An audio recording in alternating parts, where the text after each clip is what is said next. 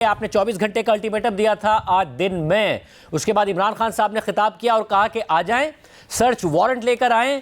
और उससे पहले वो मीडिया को भी अपने जमान पाक का उन्होंने दौरा कराया कि देख लें जी जमान पाक के अंदर कुछ नहीं है। तो उसके बावजूद आप ऑपरेशन करेंगे, बगैर सर्च वारंट के करेंगे, बगैर कैमरों के, बगैर मीडिया के करेंगे? वो कह रहे हैं कि कोई नहीं है यहाँ।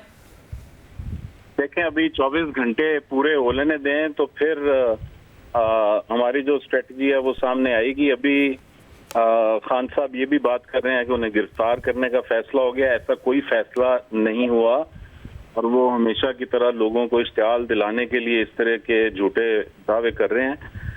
तो अभी ऐसा कोई फैसला हुआ नहीं। यानी कि जो 24 घंटे का आपने अल्टीमेटम दिया उससे पहले कुछ नहीं होगा, उनकी गिरफ्तारी के लिए भी जमान पाक में भी कुछ नहीं होगा? जी, 24 घंटे कल दोपहर में पूरे होंगे। 2 बजे मैंने प्रेस कॉन्फ्रेंस की थी, उससे पहले ऐसा कोई एक्शन नहीं होने वाला।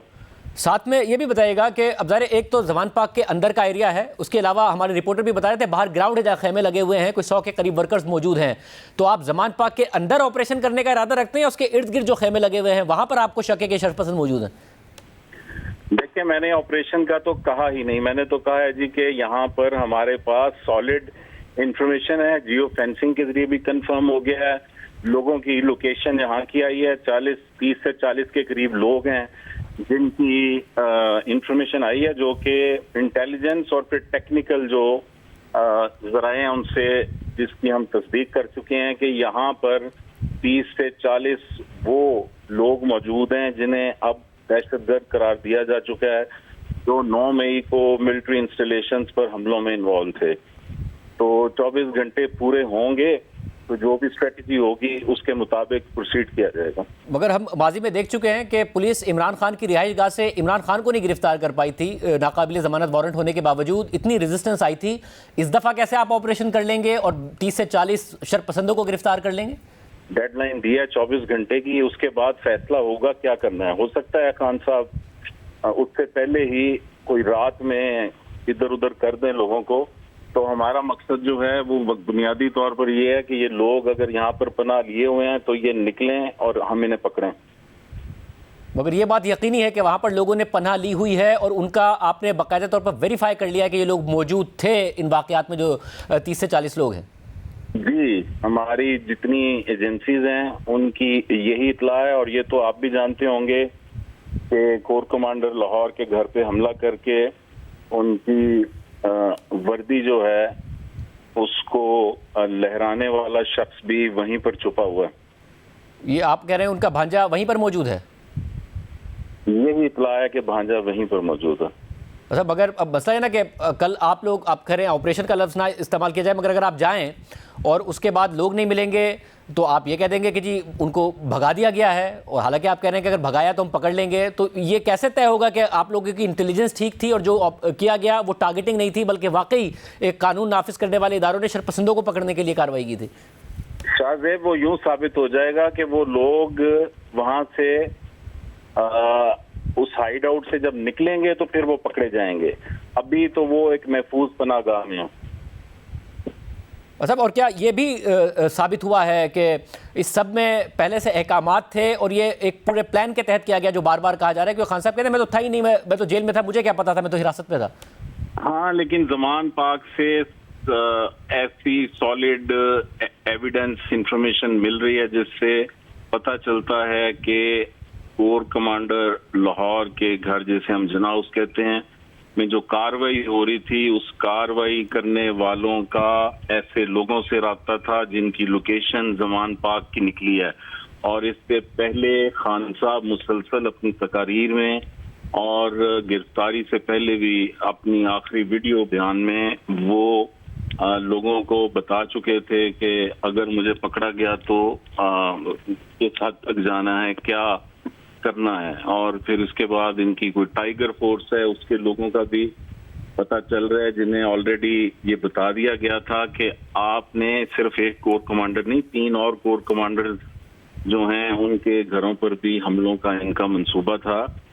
तो ये तय था कि जैसे ही गिरफ्तारी होगी तो पूरे मुल्क में मिलिट्री इंस्टॉलेशन जो हैं उनको टारगेट किया जाएगा। और अफसोस की बात यह है कि उनमें GHQ का हेडक्वार्टर और फैसलाबाद ISI जहां का ऑफिस, जहां पर इस वक्त हम मौजूद हैं, उसको भी टारगेट करने का मंसूबा बनाया गया। ये दो वो बिल्डिंग्स हैं जिनको माजी में तहरीक-ए-तालिबान ने टारगेट किया है। अक्टूबर 2009 में GHQ को टारगेट किया था, उसके बाद ISI फैसलाबाद के ऑफिस को टारगेट किया गया था। और कल जो होगा उसका फैसला खुद निगरां हुकूमत कर रही होगी, या फिर क्योंकि ज़ाहिर है मिलिट्री इंस्टॉलेशंस और उनके अलामतें और जो घर है अगर वो जलाया गया है तो वहीं से आप ऑर्डर का इंतज़ार कर रहे होंगे कि वो लोग जो कहेंगे वो करेंगे?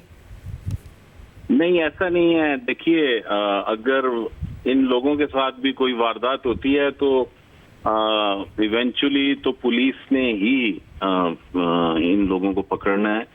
लेकिन ये जरूर है कि जिन लोगों के खिलाफ बुनियादी तौर पर इस वक्त कोई 3500 के करीब ऐसे लोग गिरफ्तार किए जा चुके हैं जो इन बलवों में शामिल थे, इनमें से कोई लोग जो हैं ज्यादातर जो लाहौर में गिरफ्तार हुए हैं वो कोर कमांडर हाउस और ये अस्करी जो प्लाजा था, अस्करी सेंटर लाहौर में, उसके हमलों में शामिल थे। तो इन लोगों का चूंकि फैसला ये भी हो चुका है, मिलिट्री और पॉलिटिकल लीडरशिप ने एग्री किया है, फेडरल गवर्नमेंट और पंजाब गवर्नमेंट ने, कि मिलिट्री कोर्ट्स में ऐसे लोगों का ट्रायल जाएगा जो जिना हाउस के हमले में शामिल थे।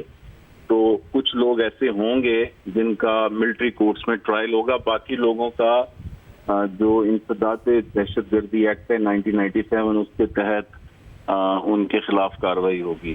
तो ये अब जुर्म की नौयत के हिसाब से ये फैसला होगा कि मिलिट्री कोर्ट्स में किन लोगों का ट्रायल होगा और इंसदाद दहशतगर्दी की अदालतों में किन का ट्रायल होगा। लेकिन ये फैसला किया गया है कि इस मर्तबा इन लोगों को बिल्कुल स्पेयर न किया जाए, कानून की अमलदारी कायम की जाए और इन्हें निशाने इबरत बनाया जाए ताकि आइंदा कोई शख्स ऐसी जुर्रत न करे। मगर आमिर मीर साहब, सिर्फ जुर्म की नौयत पर तय होगा या फिर एविडेंस की नौयत पर भी तय होगा? क्योंकि माजी में जो मिलिट्री कोर्ट्स में ट्रायल हुए और जब हाई कोर्ट्स में वो चैलेंज हुए तो नज़र आया कि जो एविडेंस थी वो काफ़ी नहीं थी, सिर्फ कन्फेशंस थे जो कि अंडर ड्यूरेस हो सकते हैं। इसके अलावा उन्हें जो अपने वकील रखने का भी हक नहीं दिया गया था। तो एविडेंस कमज़ोर हुई तो उसी सूरत में कि वो क्योंकि नॉर्मल कोर्ट्स में नहीं साबित हो पाएंगे इसलिए जाएगा, या फिर जुर्म की नौयत पर जाएगा?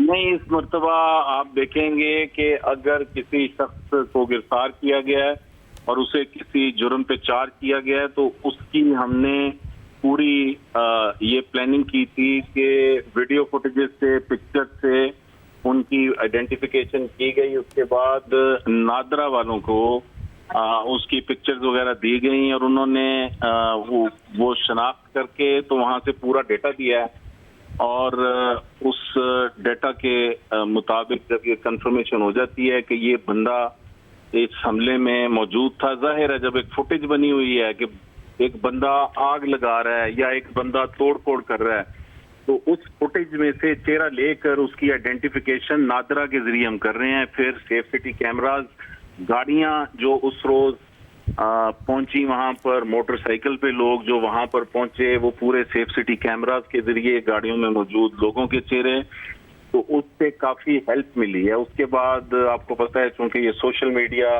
की पार्टी है तो इन लोगों ने काफी सारी वीडियोस फेसबुक, ट्विटर पे पोस्ट की थी जिनमें इनके काफी लंबी लंबी वीडियोस भी थी जिनमें सब लोग जो कुछ कर रहे थे वो नजर आ रहा है और वहां से उनके चेहरे जो हैं उनकी शनाख्त की गई है। तो इसमें ये प्राइम मिनिस्टर और चीफ मिनिस्टर उनकी भी एक मीटिंग हुई थी पंजाब में, ये लाहौर में सेफ सिटी के ऑफिस में, जिसमें ये तय किया गया था कि इसको फिल्टर किया जाएगा। जो जिन लोगों को के खिलाफ केसेस बनाए गए हैं उनके केसेस को फाइनल करने से पहले एक मर्तबा फिर से इनको फिल्टर किया जाएगा ताकि कोई बेगुनाह जो है वो इन जुराइम का जिम्मेदार करार न दिया जाए।